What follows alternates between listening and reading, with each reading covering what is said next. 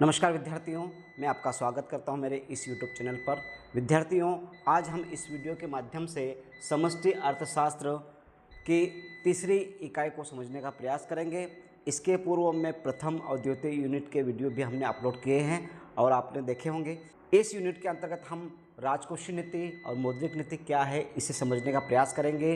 इनके उद्देश्य क्या होते हैं और इनके कौन कौन से उपकरण हैं, अर्थव्यवस्था में इनका क्या प्रभाव पड़ता है। इन महत्वपूर्ण बिंदुओं को हमने इस वीडियो के माध्यम से समझने का प्रयास किया है। इसके अलावा हम लोग यहाँ पर समझेंगे गुणक का सिद्धांत किस प्रकार से कार्य करता है, इसे भी समझने का हम लोग प्रयास करेंगे। यदि आप लोगों को मेरा वीडियो पसंद आए तो आप इसे लाइक करें, शेयर करें और सब्सक्राइब करें। तो आइए हम लोग समष्टि अर्थशास्त्र की तीसरी इकाई को समझने का प्रयास करते हैं। विद्यार्थियों, सबसे पहले हम लोग बात करते हैं राजकोषीय नीति की। राजकोषीय नीति क्या होती है, इसके उद्देश्य क्या है, इसके उपकरण क्या है, इसे हम यहाँ पर आसान शब्दों में समझने का प्रयास करते हैं। राजकोषीय नीति का संबंध सरकार के सार्वजनिक आय, सार्वजनिक व्यय तथा सार्वजनिक ऋण संबंधी क्रियाओं से होता है।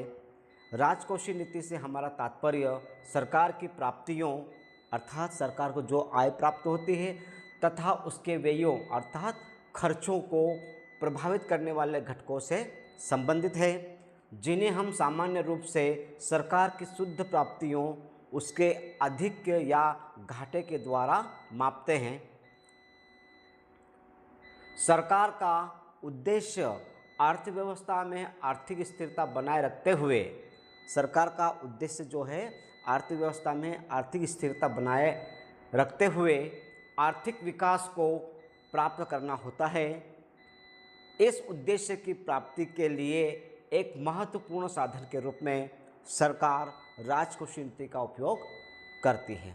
तो राजकोषीय नीति का सामान्य अर्थ हम समझे सरकार की आय, सरकार के व्यय और सरकार के ऋण से संबंधित नीति को हम राजकोषीय नीति के रूप में जानते हैं। अब हम बात करते हैं राजकोषीय नीति के कौन कौन से उद्देश्य हैं। नंबर 1, पूर्ण रोजगार प्राप्त करना और उसे बनाए रखना, यह महत्वपूर्ण उद्देश्य राजकोषीय नीति का। कीमत स्तर में स्थिरता बनाए रखना, कीमतों में ज़्यादा उतार चढ़ाव नहीं होना चाहिए। अर्थव्यवस्था में आर्थिक वृद्धि दर को सतत बनाए रखना, हमारी आर्थिक विकास की जो दर है उसे बनाए रखना भी राजकोषीय नीति का एक महत्वपूर्ण उद्देश्य है। नंबर 4, भुगतान शेष में संतुलन बनाए रखना।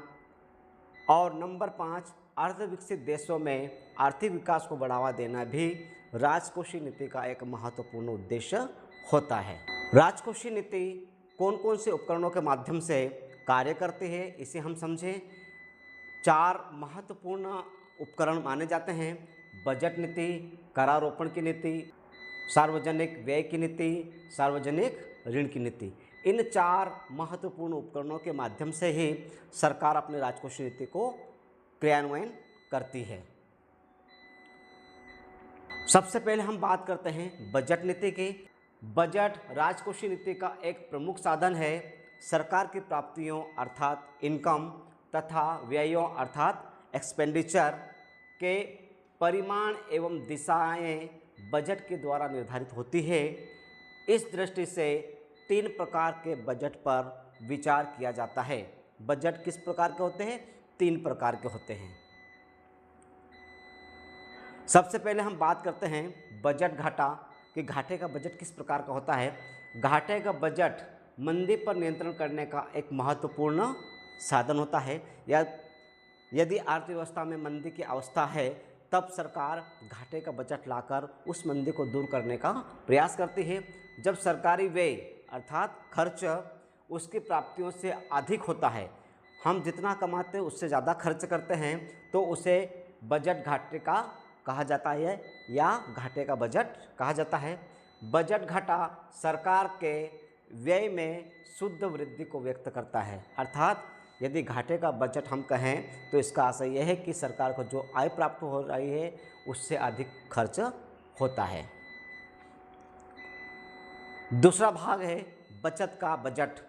बचत का बजट तेजी को नियंत्रित करने के लिए अपनाया जाता है। जब अर्थव्यवस्था में बहुत महंगाई बढ़ जाती है दूसरे शब्दों में अर्थव्यवस्था में स्फीतिकारी मतलब महंगाई से संबंधित दबावों को नियंत्रित करने के लिए बचत के बजट की नीति का अनुसरण किया जाता है। यह करों में वृद्धि करके अथवा सरकारी व्यय में कमी करके अथवा दोनों माध्यमों से किया जा सकता है। बजट में बचत करने से आय और कुल मांग दोनों में कमी हो जाती है और अर्थव्यवस्था तेजी से स्थिरता की ओर आ जाती है।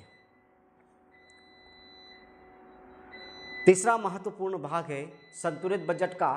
संतुलित बजट नीति के अंतर्गत सार्वजनिक आय और सार्वजनिक व्यय दोनों एक दूसरे के बराबर होते हैं। जितना प्राप्त होता है उतना खर्च होता है, अर्थात दोनों संतुलन की स्थिति में होते हैं।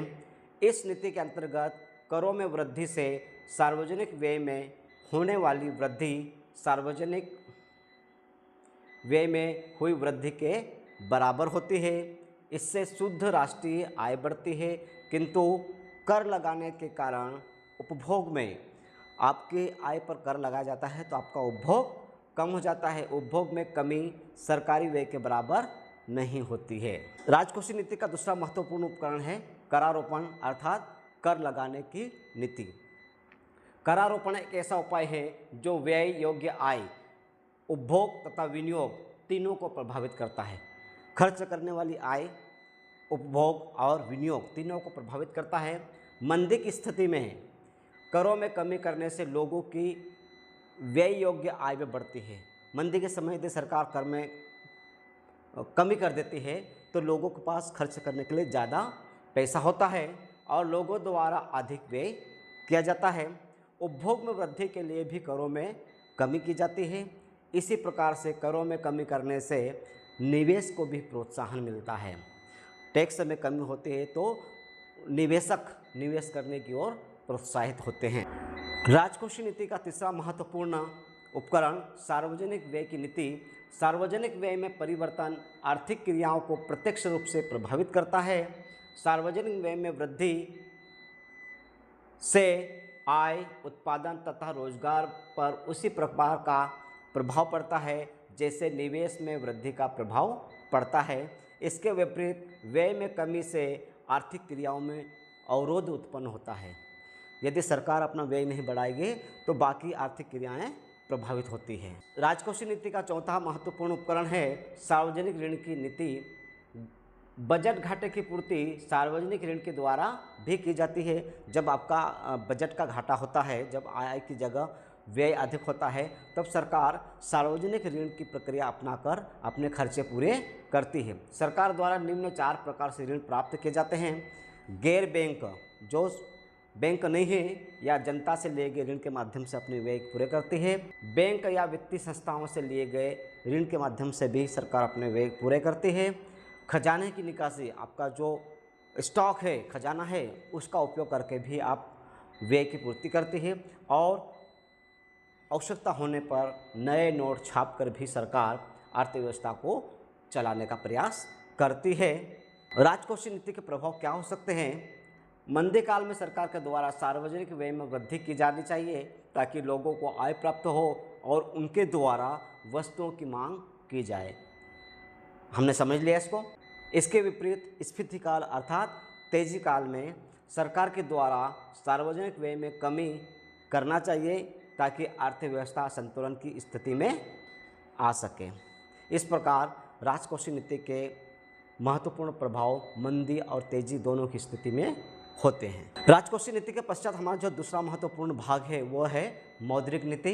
तो मौद्रिक नीति पर मुझे यहाँ ज़्यादा समझाने की आवश्यकता नहीं है। मौद्रिक नीति के ऊपर हमने मौद्रिक नीति किसे कहते हैं, उसके क्या उद्देश्य है और उसके उपकरण कौन कौन से हैं, इस पर हमने एक वीडियो अपलोड किया हुआ है 5 दिसंबर 2024 को। आप इसको रेफ़र कर लेंगे तो मौद्रिक नीति के संबंध में आपको सभी जानकारी प्राप्त हो जाएगी।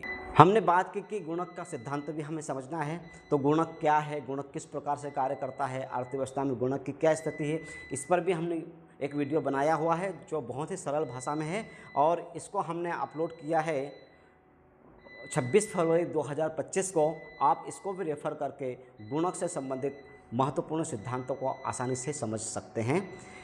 इस वीडियो में इतना ही। अगले इकाई लेकर हम जल्द ही आपके समक्ष उपस्थित होंगे। धन्यवाद।